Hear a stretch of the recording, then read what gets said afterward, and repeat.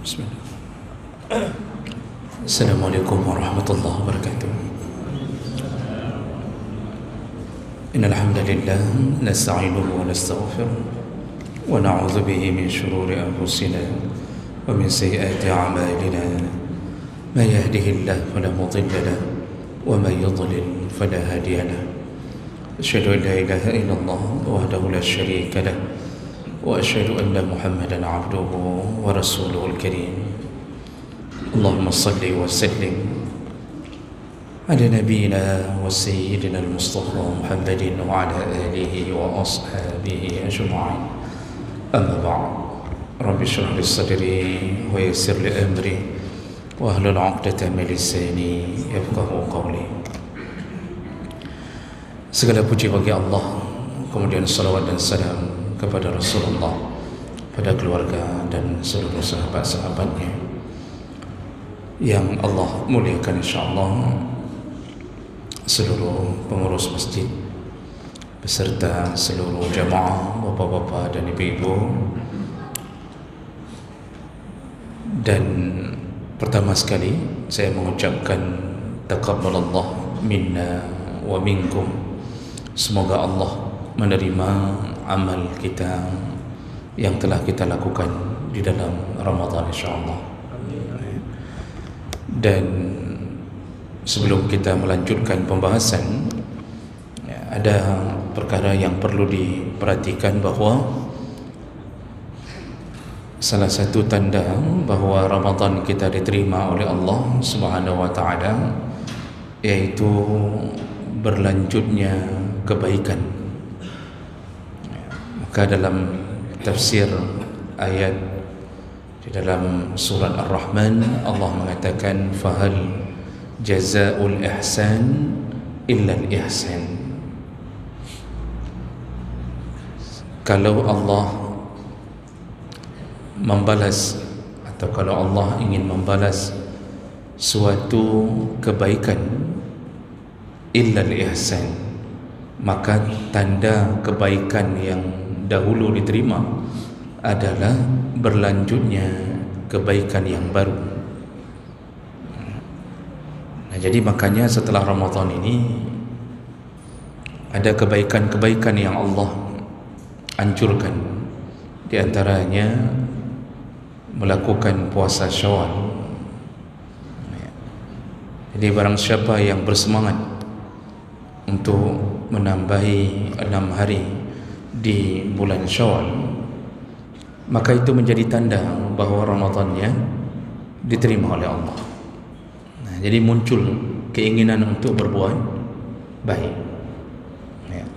Barang siapa yang setelah Ramadan bertambah kedermawanannya, ya, jadi terus ingin melakukan kebaikan yang baru, itu tanda bahawa Ramadannya diterima oleh Allah Subhanahu wa taala.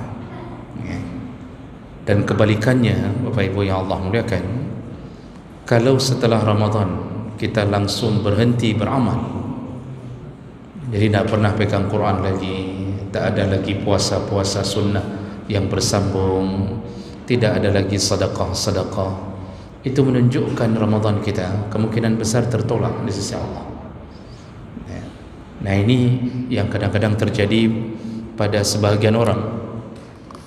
Jadi ada penyembah-penyembah Ramadan. Jadi bukan menyembah Allah, Ramadan telah berlalu, maka dia pun berlalu.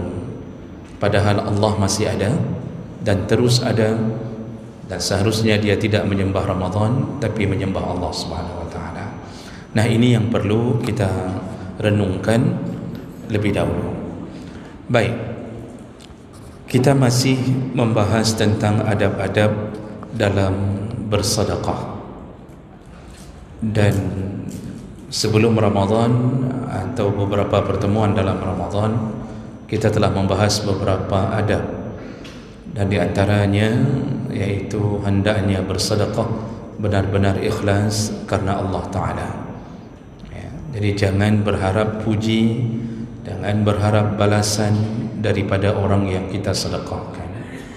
Kemudian hendaknya kalau bersedekah utamakan dulu kerabat yang paling dekat. Dan di antara orang yang punya hubungan dengan kita yang paling utama kita sedekahkan, yaitu orang tua kita sendiri. Jadi sedekahlah lebih dahulu kepada kedua orang tua. Walaupun kedua orang tua kita mampu, kaya raya, tapi itu tidak menghalangi kita untuk memberi sedekah. Karena orang tua tidak melihat jumlah, tapi melihat apakah anaknya mengingatnya atau tidak. Kemudian barulah beralih kepada kerabat-kerabat yang lain. Kemudian terus sampai kepada fakir, miskin, anak yatim dan seterusnya. Nah, jadi prioritas itu perlu diperhatikan. Jadi jangan sampai kita memberi kepada orang yang tidak punya hubungan kerabat terlalu banyak, terlalu sering, sedangkan kepada saudara sendiri tidak pernah diberi. Itu sudah salah memprioritaskan sedekah. Kemudian juga kita sudah bahas bahawa di antara adab bersedekah jangan mengungkit-ungkit sedekah. Jadi kalau sudah memberi, lupakan, maka Allah tidak akan melupakannya. Ada kalanya kita berusaha melupakan, tapi syaitan kadang-kadang mencoba mengungkit dengan mengingatkan kita. Dan kebiasaannya kita mulai mengungkit ketika kita marah kepada orang yang kita pernah beri sedekah. Jadi kita mulai mengatakan, "Puhana dingat kah haroji, so yang tulungkah." Kita sudah mulai itu. Itu salah satu tipu daya syaitan. Jadi kita rencana tidak mengungkitnya, tapi ketika kita mulai tersinggung karena mungkin dia kurang menghargai kita, itu menunjukkan kita masih berharap pada dirinya, tidak semata-mata berharap dari Allah. Maka keluar kalimat, "Apa engkau tak ingat siapa yang dulu menyekolahkan engkau, siapa yang memelihara engkau, soyang bibu kekah, soyang nyo, soyang ji." Begitu kalimat keluar. Itu yang model begitu. Hati-hati, terhapuslah semua pahala yang pernah dia berikan. Jadi pahala sedekah yang dia berikan terhapus semuanya kalau itu terjadi. Kemudian juga di antara adab yang sudah kita bahas, yaitu jangan menyakiti orang yang kita beri. Sudah beri, jangan sakiti. Jangan keluarkan kalimat yang membuat perasaannya terluka. Jangan rendahkan dia, jangan remehkan, jangan usir. Kalau beri, beri saja. Walaupun kita mungkin tak senang, diam, dan jangan biarkan hati kita membuat sebuah pergerakan yang menyebabkan pahala kita terhapus. Nah, kemudian jangan memamer-mamerkan sedekah, membangga-banggakan, meriakannya. Nah, ini kita sudah jelaskan, bagaikan Safwan, bagaikan batu licin alaihi turab. Ini permisalan dari Allah Subhanahu wa taala. Orang yang suka memamerkan sedekahnya, maka sedekahnya bagaikan batu licin alaihi turab, yang diletakkan pasir, fa asabahu wabilun, lalu turunlah hujan lebat, kemudian dihapus, disapu bersih pasir yang ada di atas batu licin tersebut. Allah ingin beritahu orang yang membangga-banggakan sedekahnya, memamer-mamerkan sedekahnya, ada kecenderungan dia senang kalau dipuji orang dan dia tersinggung kalau tak dipuji orang. Allah akan sapu bersih pahalanya. Jadi tidak tersisa, bagaikan tidak tersisa pasir yang disapu oleh hujan lebat di atas batu. Begitulah meruginya orang yang membangga-banggakan sedekahnya. Baik, kita lanjutkan. Ayat juga ada yang sudah kita bahas, saya ingatkan kembali karena sudah lama kita tak bertemu. Lalu kemudian juga kalau kita bersedekah, hendaknya bersedekahlah dengan sesuatu yang paling kita cintai. Maksudnya apa yang kita senang itu yang disedekahkan. Ini kita sudah bahas dalam Ramadan. Kecenderungan kita kadang-kadang kita memberi ke orang sesuatu yang kita sendiri pun tidak suka, sehingga Allah menyindir di dalam Al-Quran. wala tayammamul khabisa minhu tunfiqun walastum biakhizi illa an tughmidu fihi. Janganlah engkau memberikan sedekah yang khabis, yang buruk, yang engkau sendiri pun memicingkan mata melihatnya. Jadi engkau sendiri pun tak suka, tapi itu pula yang engkau sedekahkan. Nah, itu tidak mendapatkan apapun dari Allah. Sering tidak Bapak Ibu, kadang-kadang kita ketika menyortir ayam yang sedang kita masak, kalau orang punya sifat seperti ini, maka yang dia bagi, dia berbagi juga, dia akan berikan ke tetangga-tetangga, dia berbagi. Tetapi yang dia bagi, yang dia tak suka. Nah, makanya untuk tetangga dipilihnya bahagian leher, yang anak-anak bahagian leher, kemudian aki mano, apa itu namanya itu, ceker, kan? Nah, kemudian ujung sayap, kan sayap, ujung sayap, yang mencincu becut itu kan, yang berujung sedikit itu diberi. Jadi kalau ditanya sama anaknya, mama itu tidak suka, mama tidak suka itu, kita kasih ke orang aja. Begitu model sedekah. Allah katakan kamu pun memincingkan matamu, tapi itu pula yang kau berikan ke orang lain. Kalau kita pulang dari Banda Aceh, kita beli ade Kak Ana. Mudah-mudahan ini didengarkan sama Kak Ana, jadi bisa ditandai, bisa saya dapat diskon dengan endorsement ini. Jadi misalnya kita beli ade Kak Ana, yang tepung satu, yang ubi satu, tapi ternyata ada satu yang sudah mulai agak kurang, mungkin kurang menarik, atau bisa saja kau mulai agak-agak mungkin kalemi-lemi, leki-leki, begitu kan Pak, sudah mulai lengket-lengket. Itu pula yang kita beri ke orang. Kita beri ke orang, ini aja kasih ke tetangga, ini udah lengket-lengket, ini kayak mau basi ni. Itu pula yang kita beri. Ini sedekah yang tidak akan berpahala, bahkan menimbulkan kebencian Allah Subhanahu wa taala. Kalau baju untuk kita beli yang mahal-mahal, tapi baju untuk anak yatim kita cari yang serba 35.000. Kita tidak mau, kita dalam hati kita diganggu syaitan dengan mengatakan, tu apa mahal-mahal sekali, yang 55.000 yang mentang menyokah anak ambil kasih kan cukup senang awaknya. Begitu cara kita berfikir. Kita beli, kita sedekahkan, tapi yang kita beri, yang kita pun kadang-kadang tak suka untuk memakainya. Nah, ini patut diwaspadai. Kenapa? Allah menyebutkan lan tanalul birra hatta tunfiqu mimma tuhibbun. Engkau tidak akan menerima kebaikan sempurna dari Allah sampai engkau memberi apa yang paling engkau cintai. Nah, jadi jemaah melakukan Allah, itu pelajaran-pelajaran kita di pertemuan-pertemuan kita sebelumnya. Mudah-mudahan dengan mengulangnya bisa mengingatkan kita kembali. Baik, berikutnya, adab berikutnya dalam bersedekah, yaitu alla yara al-mutasaddiq li nafsihi minnah. Janganlah seorang yang bersedekah merasa dirinya adalah penolong. Janganlah orang yang bersedekah merasa bahawa dirinya lah yang telah menolong si fakir atau orang yang dia sedekahkan. Nah, ada salah satu kebiasaan yang kadang-kadang tidak tersadari oleh orang yang bersedekah. Setelah bersedekah, dia merasa dialah sebagai orang yang diharap-harapkan, orang yang telah membebaskan kesulitan fakir dan miskin.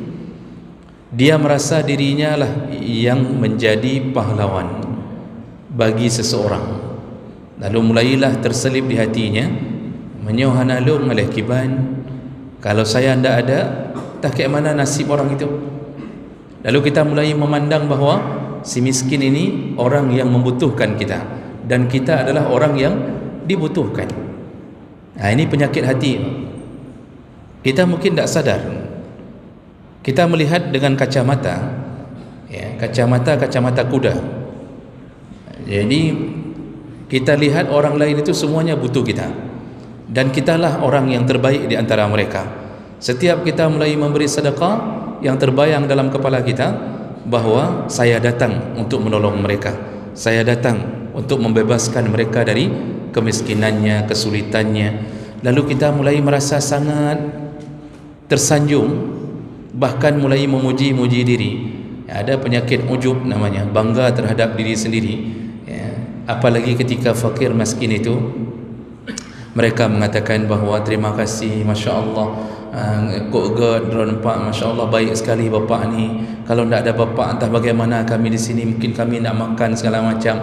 Oh Masya Allah. Di situ kita merasa kitalah orang yang menjadi pembebas dari semua kegelisahan mereka.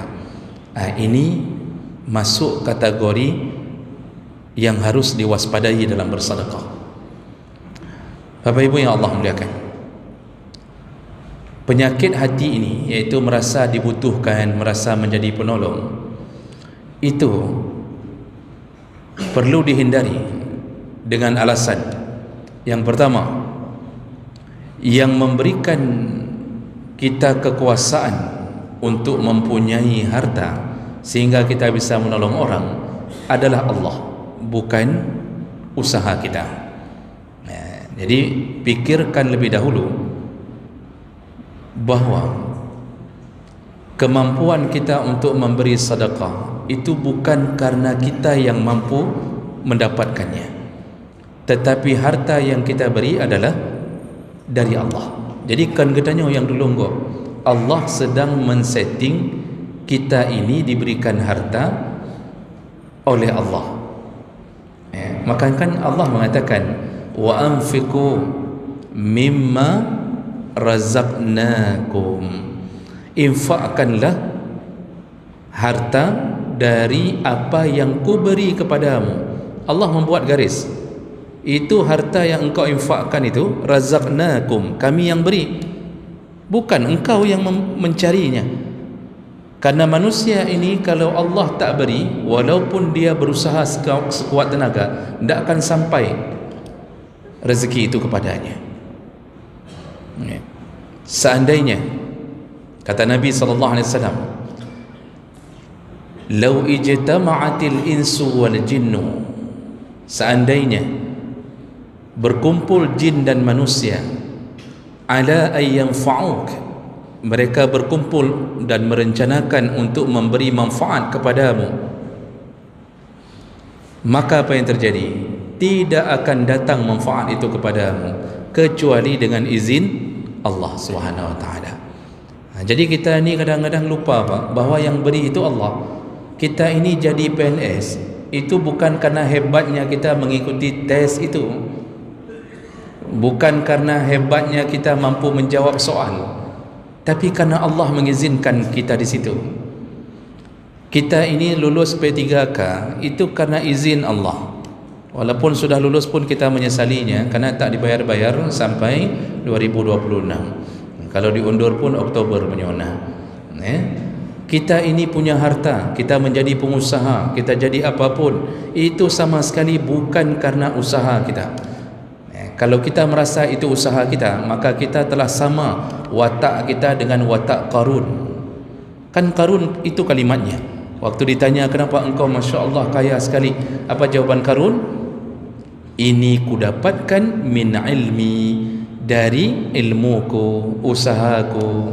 Maka menyona orang pegah bahawa nyolong kahek aku usaha, nyolong kaya orangnya, saya kaya hari ini itu karena usaha saya. Dulu saya pedagang asongan, dulu saya kerja ini kerja itu, alhamdulillah karena usaha saya begitu kerasnya sehingga saya hari ini sudah menjadi begini. Itu kalimat Qarun, kalimat yang dianjurkan. Nabi Sulaiman ketika ditanya kenapa engkau diberi kekayaan, kenapa engkau bisa kaya begini, apa jawabannya? Hadza min fadli rabbi, ini adalah pemberian Allah. Tak ada sedikit pun kata Sulaiman, ini hasil usahaku. Tak ada. Nabi Sulaiman tahu betul dia itu diberi oleh Allah. Makanya ketika kita menolong fakir, itu jauhkan sifat seakan-akan kita penolong, dengan alasan yang pertama, yang kita dapatkan untuk tolong itu dari Allah Subhanahu Wa Taala. Itu yang pertama. Kemudian yang kedua, wa an'ama alaih, dan diberi nikmat oleh Allah, kita diberi kemudahan hati untuk bersedekah. Banyak orang yang sudah kaya tapi tidak diberi kemurahan hati oleh Allah untuk bersedekah. Jadi kita ini pelit tak pelit juga bahagian daripada kasih sayang Allah. Kalau Allah menginginkan hamba itu menjadi penduduk surga, maka Allah Subhanahu Wa Taala juga akan memberikan dia banyak jalan-jalan menuju kebaikan. Salah satunya adalah diberikan kemurahan hati, mudah bersedekah. Sering kita dapatkan Bapak Ibu di dalam lingkungan hidup kita, orang kaya di dalam komplek itu ada 5-10 orang, tapi yang suka bersedekah cuma 2 orang. Yang lain sukanya apa?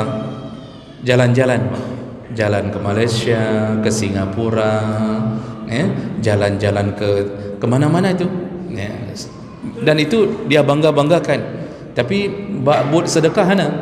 Nah, pertanyaannya, kenapa yang 2 orang itu modelnya sama, kayanya sama, rumah sama besar, kenapa yang 2 orang itu mudah bersedekah?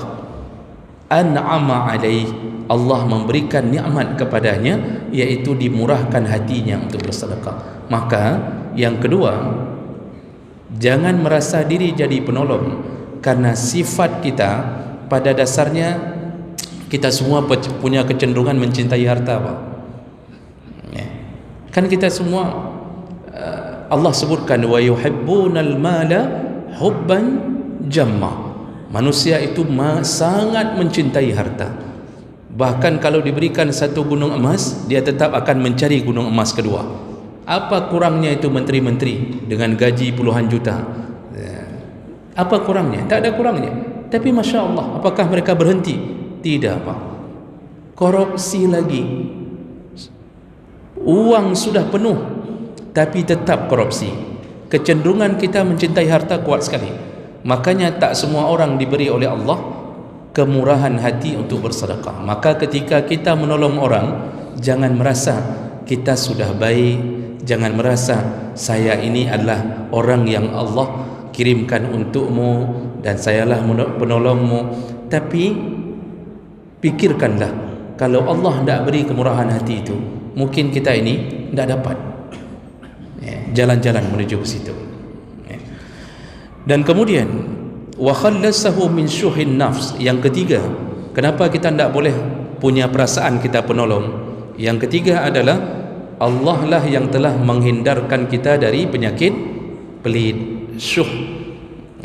Allah yang bisa menghindarkan kita dari penyakit pelit. Jadi kalau Allah tidak menghindarkan itu, kita bisa saja termasuk golongan orang-orang yang susah bersedekah. Yang keempat, kenapa kita harus merasa diri bahwa kita bukan penolong? Bapak Ibu, yang harus difahami, yang keempat, kita sebenarnya lebih membutuhkan mereka, yaitu fakir dan miskin, daripada mereka membutuhkan kita. Jadi jangan pikir kita yang menolong mereka, sebenarnya kitalah yang ditolong oleh mereka. Kalau tak ada fakir dan miskin, ini orang kaya tidak tahu cara masuk surga melalui hartanya. Makanya Nabi SAW, hadis dari Mus'ab bin Sa'ad, qala ra'a Sa'ad radhiyallahu anhu anna lahu fadlan ala man dunah. Jadi kata Rasulullah, dalam hadis ini ada seorang sahabat, yaitu Sa'ad bin Abi Waqqas, dia merasa bahwa dia telah mendapatkan kelebihan dari orang-orang lain. Maksudnya dia merasa diri lebih daripada orang-orang fakir dan miskin. Lalu Nabi mengingatkan dia, faqala Nabi sallallahu alaihi wasallam, hal tunsarun wa turzaqun illa bi du'afaikum. Kata Rasulullah, wahai para sahabat, kalian ini masih ditolong Allah dan kalian ini masih diberi rezeki oleh Allah, itu karena adanya orang-orang lemah di antara kalian. Jadi yang ditolong itu kita dengan keberadaan fakir dan miskin. Jadi jangan merasa kita pula yang menolong mereka. Kalau tak ada mereka, kita tak tahu bagaimana cara Allah akan membuat kita bisa bahagia. Tapi karena keberadaan fakir-fakir miskin, itulah yang membuat kita kadang-kadang diberkahi Allah. Makanya dalam hadis yang lain, Rasulullah sallallahu alaihi wasallam menyebutkan, innama yansurullah hadhihi al-ummah bidha'ifiha bida'watihim wa salatihim wa ikhlasihim. Kata Rasulullah, umat ini ditolong oleh Allah karena adanya orang-orang fakir miskin di antara mereka, dan keberadaan mereka lah yang membuat Allah menerima doa-doa, dan keberadaan mereka lah yang membuat Allah Subhanahu wa taala menerima, memberikan keberkahan. Kenapa Pak? Doa mereka, salat mereka, keikhlasan mereka, itulah yang Allah terima. Kita mungkin Pak, kalau kita berdoa, kalau orang kaya berdoa, itu mungkin banyak penghalangnya. Tapi kalau orang miskin yang berdoa, ketika kita memberikan sesuatu kepada mereka, lalu mereka meneteskan air mata dan mulai mengucapkan, ya Allah, tolong bapaknya, ya Allah, ya Allah, ya, tolonglah bapak itu yang telah menolong kami, ya Allah, tambahkan rezekinya. Doa mereka lah yang membuat kita sebenarnya masih ditolong Allah. Nah, jadi kuncinya apa? Adab dalam bersedekah, jangan merasa menjadi penolong, menyujuk, kejut. Sudah, tidak usah merasa kaingan ber. Sampai kita mengatakannya kaingan ber. Kaingannya nyo solong kaduri ka. Dek menyon dek kadruk wate untuk kapilih dong. Jadi jangan membuat mereka itu berada di posisi yang seakan-akan orang yang tergantung, terikat kepada kita. Nah, ini di antara adab yang kadang-kadang orang tidak menyadarinya. Ya, baik. Ini yang kita kabarkan dulu di pertemuan ini, dan masih tersisa waktu sekitar berapa? 10 menit lagi. Baik.